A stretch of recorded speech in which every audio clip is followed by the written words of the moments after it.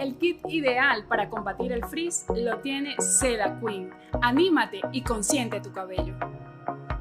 Momento de disfrutar un buen café. Café Serranía. No puede faltar ni en tu casa ni en la mía. Centro Latinoamericano de Especialidades Médicas y Oxigenación.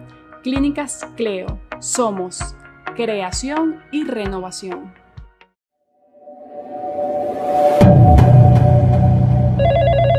Bienvenidos a un nuevo episodio de Aló Nat. Les habla Natalie Rodríguez y hoy conversaremos acerca de la gastritis. ¿Qué es? ¿Cómo podemos prevenirla? ¿Cómo debe ser nuestra alimentación si padecemos de gastritis? Para ello hoy nos acompaña la doctora Adriana Di Loreto, médico internista y gastroenterólogo. Bienvenida doctora y gracias por compartir todo su conocimiento aquí con nosotros. Hola Nat, un placer para mí estar aquí, más bien muy agradecida por ser tu invitada el día de hoy. No, gracias a usted. Cuéntenos doctora, ¿qué es la gastritis? Bueno Nat, la gastritis como su término lo dice es simplemente la inflamación de la mucosa gástrica. Es un término muy difundido y que normalmente utiliza todo el mundo para connotar la inflamación del estómago. Sin embargo, es un término más histológico, ¿ok?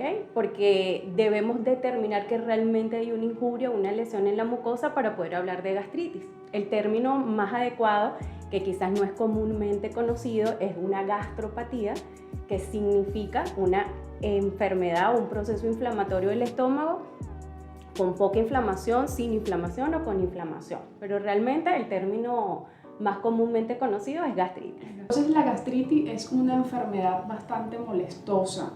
¿Qué síntomas podemos sentir si padecemos de gastritis, doctora? Ok, muchos pacientes pueden no tener ningún síntoma o síntomas muy leves. Los síntomas más comúnmente descritos es ardor en la boca del estómago, acidez, distensión, llenura después de comer. Incluso muchos pacientes refieren que comen más poquito y pierden el apetito precisamente por esa llenura que sienten. Puedes repetir el sabor de muchos alimentos o medicamentos. Puede haber náuseas, vómitos y en estadios más crónicos, por llamarlo así, puedes tener otras complicaciones como sangramiento gastrointestinal. Cuando me habla de repetir los diferentes sabores, ¿es reflujo? Sí, porque normalmente, aunque el tema de hoy es gastritis, pero normalmente gastritis y reflujo gastroesofágico son dos patologías que van muy asociadas, ¿ok? Entonces, si crónicamente yo sufro de gastritis, en algún momento también voy a tener una disfunción esofágica, de motilidad, y eso me lleva a tener síntomas de reflujo. ¿Hay diferentes tipos de gastritis? Sí, Nat. Hay muchas clasificaciones, ¿ok? La más frecuente o la que más utilizamos es en aguda y crónica y según su etiología, ¿ok? En aguda y crónica, realmente esa diferenciación, ese diagnóstico es anatomopatológico. Tú evalúas al paciente, haces una endoscopia, tomas muestra de biopsia, que quizás más adelante toquemos ese tema, e histológicamente hay unos cambios. Entonces, de acuerdo a la infiltración de células o la evolución de la injuria de la mucosa, te la dividen en aguda y crónica. La crónica tiene una particularidad que hay dos subtipos. Una que puede ser de aspecto atrófico, que es cuando ya se perdió completamente la función del epitelio del estómago, y no atrófica. En los casos de la atrófica hay una particularidad que es la que tiene mayor riesgo de desarrollar cáncer gástrico. ¿Okay? Puede estar asociada a metaplasia o no, que son cambios también que hay a nivel de las células, y se asocia mucho a la infección por Helicobacter pylori. Esto nos lleva a la otra clasificación, que es de acuerdo a su etiología. Entonces, bueno, tenemos gastritis que pueden ser infecciosas, donde principalmente está el Helicobacter pylori. Tenemos gastritis que son por estrés, bien sea el estrés que comúnmente estamos acostumbrados a oír de que tenemos una vida muy ajetreada, o pacientes que tienen traumatismo, cuadros sépticos, pacientes en terapia intensiva, posquirúrgicos. Todo ese tipo de condiciones también llevan un estrés. El estrés por algunos mecanismos lo que hace es disminuir el flujo sanguíneo y eso te atrofia las células de la mucosa gástrica y te lleva a todos esos cambios epiteliales y a una gastritis finalmente. Están las gastritis que son por reflujo biliar, que más que todo se ven en los pacientes operados de estómago, bypass, manga gástrica, todo este tipo de anastomosis y cambios anatómicos que hay posquirúrgicos.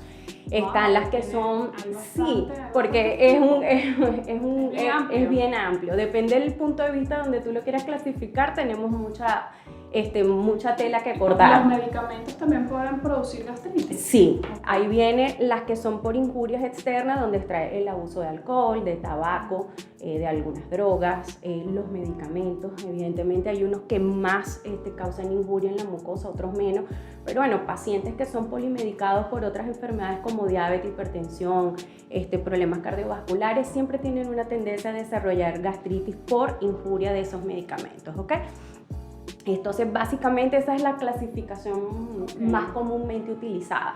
Después, bueno, están las gastritis, depende del sitio del estómago que está afectado, hay unas que te afectan todo el estómago, pero esas sí son más clasificaciones que utilizamos más nosotros desde nuestro punto de vista endoscópico, más que uno clínico o que el paciente pueda manejar. ¿Y qué examen me debo hacer para saber que padezco de gastritis? Ok, el examen gold estándar es la endoscopia, ¿ok?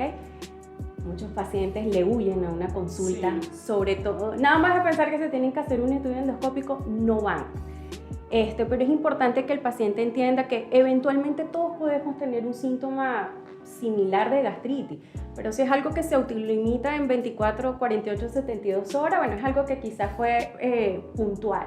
Pero si los síntomas se hacen recurrentes, aumentan en intensidad y van sumándose cosas, es importante que el paciente acuda. En ese momento es importante que el paciente visite al médico, ¿ok?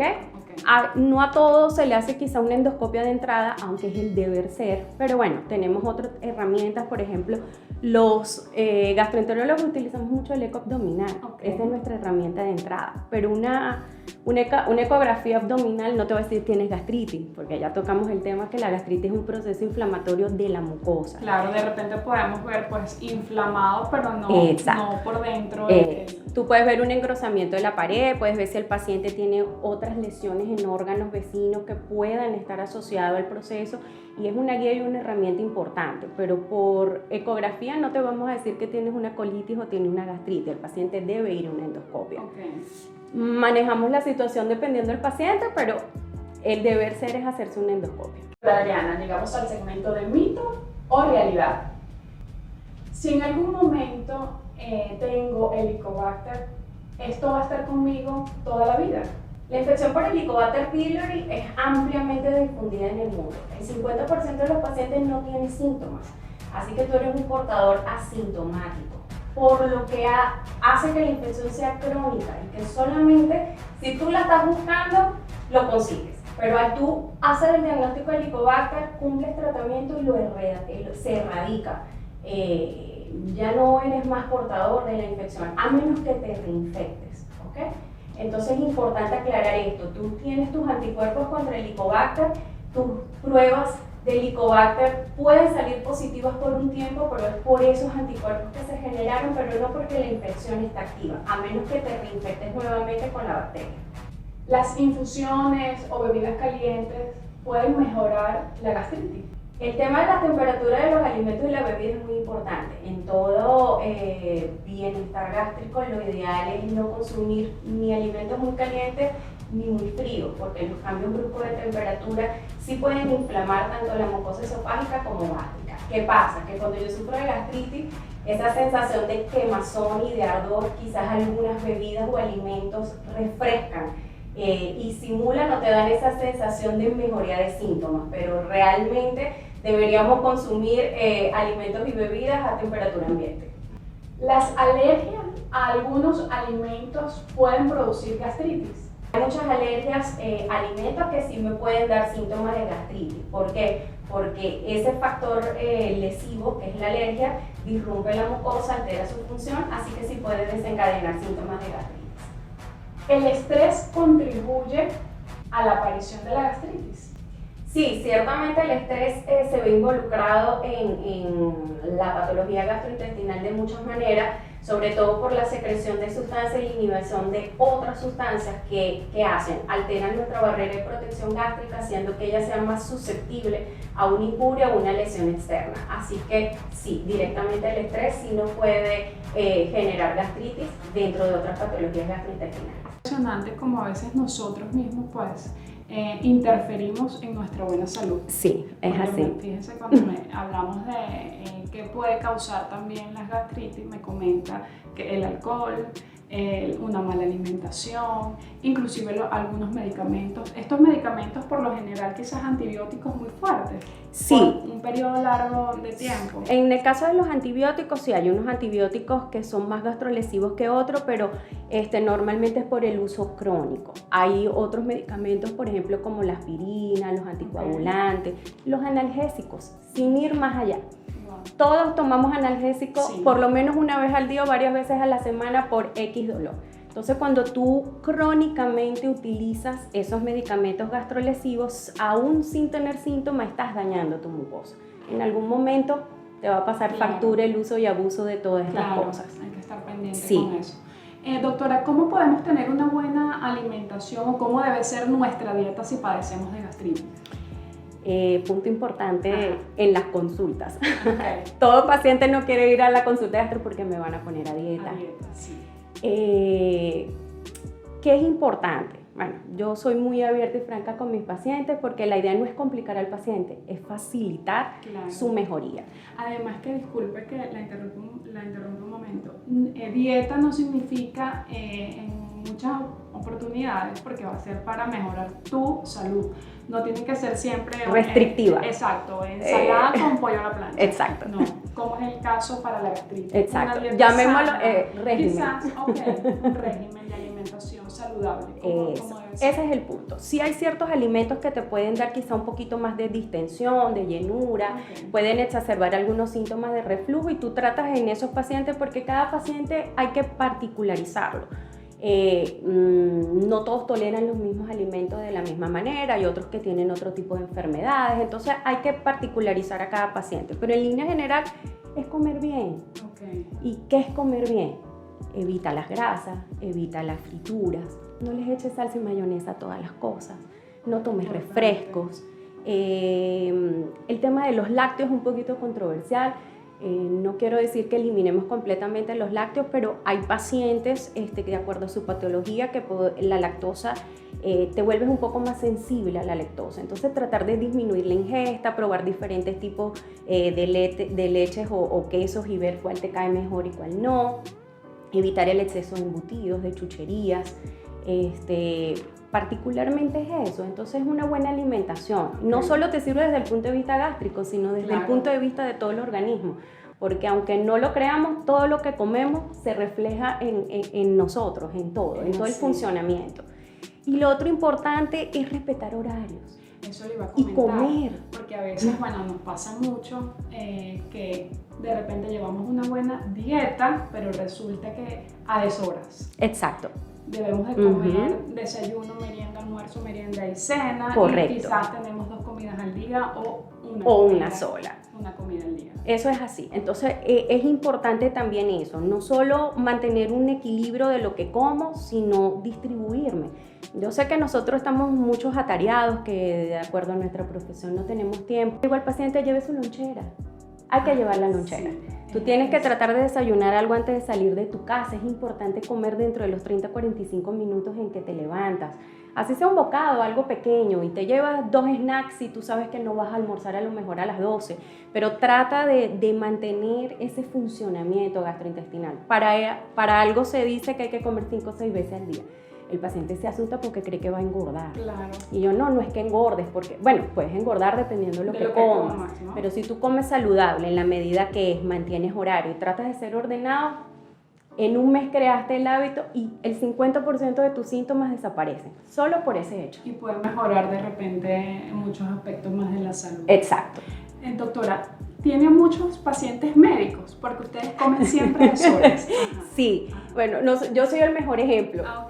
Me pongo siempre de ejemplo ante los pacientes porque les digo, ustedes seguro creerán que yo como 2 veces. Y quizás así era en un principio, porque yo no desayunaba nada. Y tú con el tiempo vas viendo que hay cosas importantes que hay que hacer. Entonces, es todo crear un hábito. Tú empiezas pequeños pasos, creas grandes metas y objetivos. Sí. Es poco a poco, es importante desayunar, llevar las meriendas. Tú ves que en mi escritorio tengo mi termo de agua, tengo mis snacks y entre paciente y paciente, depende que el tiempo que tengo lo hago. Es todo cuestión de organizarte y crear un hábito, y sí se puede hacer.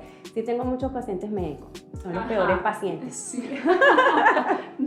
Hay que decirlo que somos malos pacientes.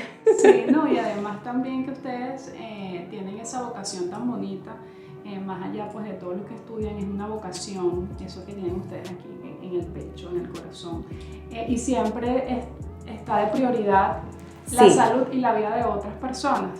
Entonces, bueno, de repente llega un paciente de emergencia y es en la hora del almuerzo y bueno, hay que atender al paciente de emergencia. Es así. O de repente, bueno, tienen que estudiar, porque ustedes viven pues estudiando. Y se les pasa la hora de la comida. Doctora, usted tiene unos ojos espectaculares. Los tuyos también. Mira, yo estoy aquí hipnotizada con los ojos de ella. Y yo, cuando te vi afuera, yo dije, bueno, debe ser lente de contacto. No son de contacto. Con estas luces son tus ojos, qué bello. Sí, son qué míos, gracias. Así que esos pacientes van a llegar a tu consulta pues felices una vez que te vean. Se van a sentir iluminados. Y que sé con qué me voy a encontrar yo en este consultorio. Se van a sentir iluminados con esos ojos tan bonitos que tiene la doctora. Gracias. Doctora, ¿qué recomendación puede dar para un paciente pues que tenga gastritis? Bueno, Nat, básicamente, como ya lo comentamos en segmentos anteriores, es importante que el paciente coma, que guarde horario, que tenga buenos hábitos, que mastique bien los alimentos. Uno debe comer tranquilo. Así sean tus 15, 20 minutos que tienes para comer, hazlos con tranquilidad. Uno siempre está pendiente del teléfono, el televisor, en la casa, los niños corriendo. Yo sé que hay cosas... O comer de repente rapidito para salir corriendo. Para salir corriendo. A algún lugar. Realmente es algo difícil, pero es algo que tenemos que crear el hábito de tener esos momentos de tranquilidad, masticar bien. Es importante lo sano que está en el plato, pero los otros factores también. No abusar de alcohol, no fumar, evitar el consumo extremo de vitaminas, de analgésicos. Ahorita hay un auge, todo el mundo toma vitaminas, después del COVID quedamos todos como propensos o con miedo, y entonces toda vitamina que vemos por ahí no la tomamos. Hay que preguntarle, hay que tener ese acompañamiento médico para saber cuáles son las vitaminas que en realidad necesitamos. Eso, porque muchas veces tomamos muchas vitaminas que ni se absorben, porque si tú las estás consumiendo y no tienes un déficit de eso, no son necesarias. Pero bueno, en caso de que sí las necesites, pues siempre tratar de ser bajo vigilancia médica en las dosis que son. Hay unas que se pueden tomar después de las comidas, antes, para que mejore su absorción.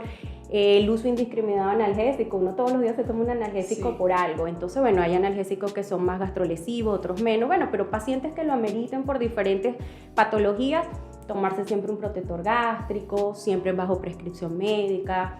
Todas esas cosas nos ayudan. Entonces, básicamente es eso, de crear el hábito de saber comer, de guardar horarios, de hacer mis meriendas. Y evidentemente tratar de evitar todo lo que es grasa, frituras, embutidos, bebidas carbonatadas. Okay, eso es un punto también importante. Sí.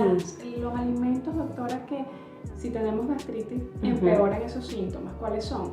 Fíjate, una comida muy pesada, muy cargada, siempre te va a exacerbar los síntomas. ¿Por qué? Porque ya es una mucosa que está lesionada y que evidentemente su función se ve afectada.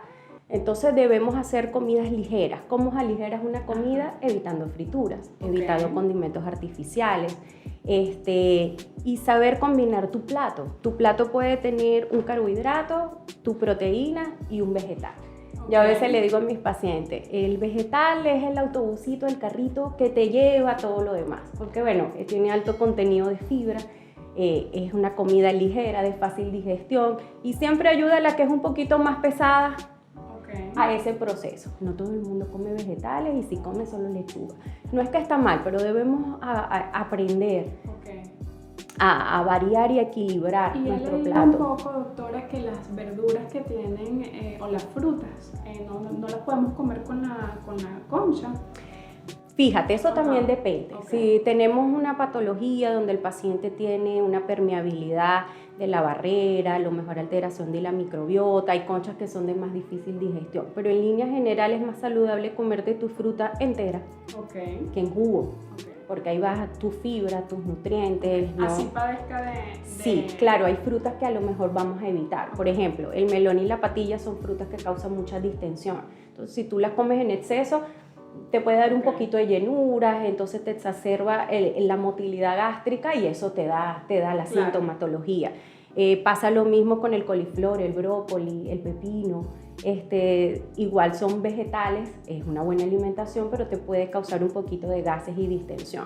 Normalmente el paciente sufre gastritis, se asocia a reflujo, la mayoría puede tener hasta un intestino irritable porque cuando se toca un poquito una parte del intestino, al final es una cadena. Entonces sí hay ciertos alimentos a los que te vuelves más sensible y depende del paciente y sus síntomas, tú tratas de decirle, bueno, hablamos en línea general de esto, pero esto y esto no lo vas a consumir por ahora. Qué importante es visitarte porque fíjate que bueno, tengo gastritis, tengo un ardor en el estómago, voy a cambiar mi dieta yo en mi casa sin ningún acompañamiento médico y entonces como este tipo de vegetales que me estás diciendo, coliflor, de repente la lechuga, de repente quizás la manzana verde y entonces me irrita más, me inflamo más, es importante acudir al médico. Sí, y bueno, no todos los pacientes son iguales.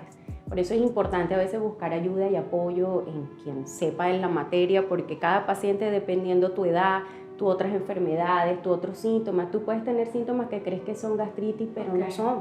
Entonces a lo mejor tienes cálculos en la vesícula y tienes síntomas similares. Si hay gastritis, pero es alcalina por reflujo, entonces la causa... ¿Y hay una edad donde la gastritis se presenta con más frecuencia? Bueno, tú te vas a la bibliografía y pacientes de 30, 40 años, pero yo ahorita en la consulta veo chamos de 14 años con gastritis. Wow. Entonces es como las incidencias de cáncer gastrointestinal. Siempre tú dices después de los 45 años, pero tú ahorita ves pacientes de 30 años con cáncer gástrico de colon. Entonces los factores ambientales influyen mucho y la alimentación, el tabaco, el alcohol, el estrés.